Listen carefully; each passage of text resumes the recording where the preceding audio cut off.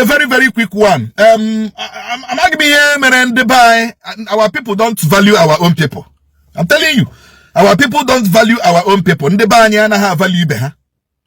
Okay, let's know this issue of Sojimoto with the Enugu state government. And you know the guy 5.7 billion OG. Okay, Roha smart school in Enugu. Sojimoto who Yoruba guy you. Hey, na Lagos. Smart school na Lagos. Hey, oh my God. Awoni Igbo ga-arụ that smart school. This onye Yoruba rụrụ ụmụnne ndị Yoruba na Lagos. Onwe onye Igbo ga-enye that contract ya rụọ Enugu. We are empowering people anyhow, empowering outsiders, leaving your own people. That company, that construction company that can build a smarter school. A smarter school. Since your government, Peter and Bakam Neku, does it mean no one Igbo, Igbo, they are not into construction, they are not make a business. One Igbo, when he came to smart school, Enugu, Igawonye Yoruba, Otigonegewano. You people don't value your own. 5.7 billion. Oye Yoruba kinye. Ega ya na law Yoruba.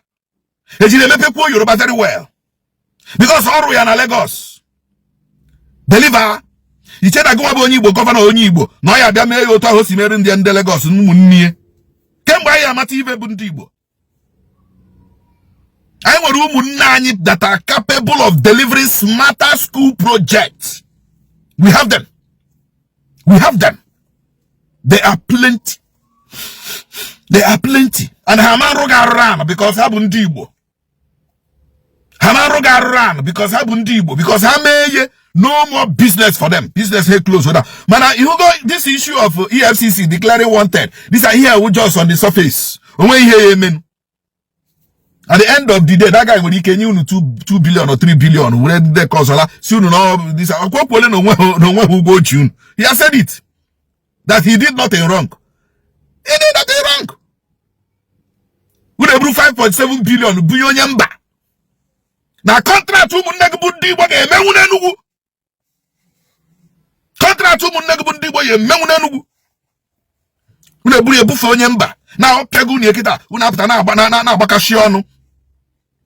Nabakashon 5.7 billion.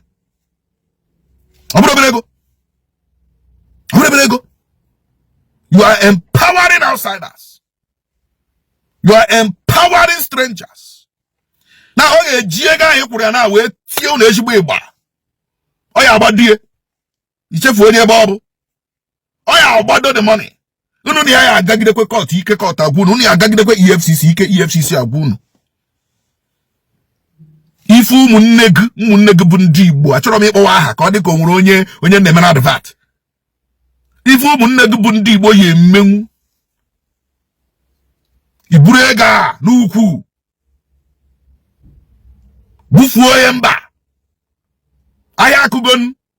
Unu agbawaga anyị. Ihe unu na ya jelo. Unu agbawaga anyị ifu unu na ya jelo. Mana onwe nwanne ya emenwu.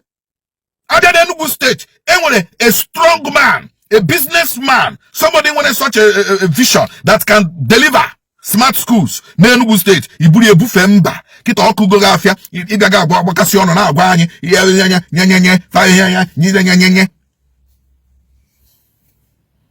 I wish that guy a I'm talking to Peter Mba. Peter Mba Enugu State, I wish that guy a real guy who at the Tiagas.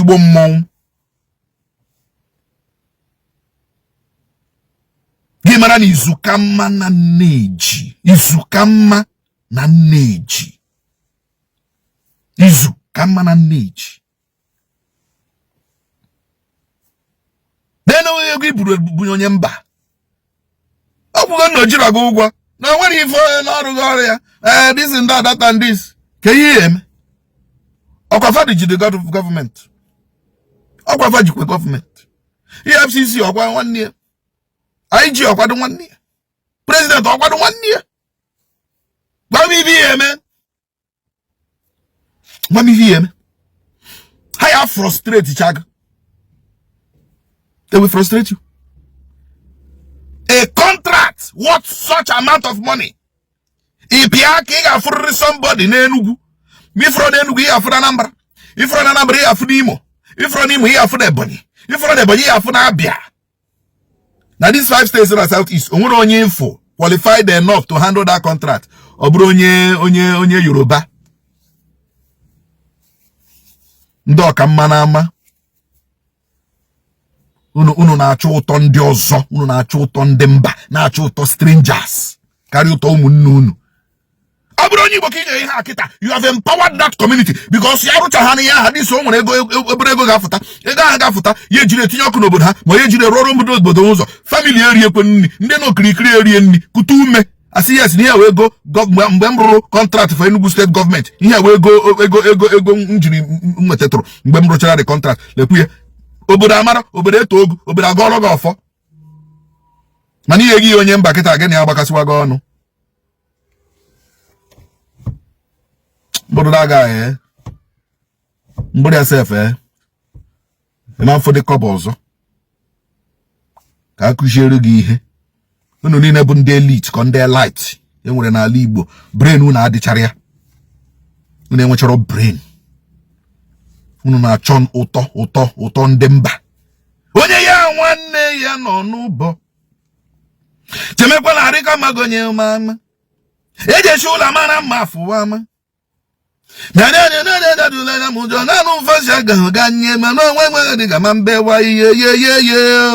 Na aghọta ebe m na-eje, nwa m ị ga-aghọta egwu a. Mana ịghọta egwu ị ga-aghọta ihe m na-ekwu. Ozu shiwu ishi enyi ka nwanne ala. Message am na-enye gị Peter Mba ka m na-enyekwa other governors of the southeast. Buru contract kwesịrị bịara ụmụnne unu, nyeweni ya ndị mba. Ihere megbu unu. Contract ikwesịrị inye nwanne gị nye onye Igbo ka ọ rụọ. Shebe ahụ nweta ego kutu ume family na obodo erie nri. Ije bugari onye mba. Kita gịnị ya bago na akụkọ 5.7 billion. Ntọọgụ. Ọ ya eti gị gba. Ịmara onye gị na-emekọrị. Anọ m ebe a na-watch na monitor the movement and the story. Otu ọbụla o siri mee, anyị ga-afụ isi ya.